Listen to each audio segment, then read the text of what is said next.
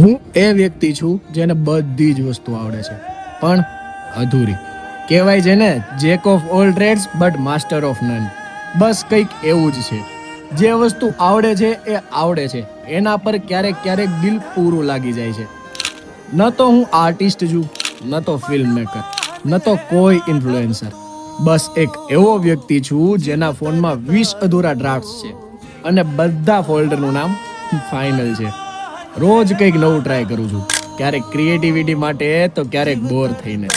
નવા કામની શરૂઆત થાય છે મોટિવેશનથી અને એન્ડ થાય છે ગૂગલ પર how to stay consistent search કરીને.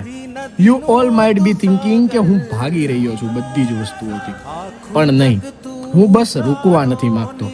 પહેલા તો લાગતું હતું કે બધું એક દિવસ સરખું થઈ જશે, પણ પછી સમજાણું કે બધું સરખું કરવું પણ જરૂરી તો નથી જ. પણ હા, શરૂઆત જરૂર કરી હતી અને આ એ જ છે, કેમ કે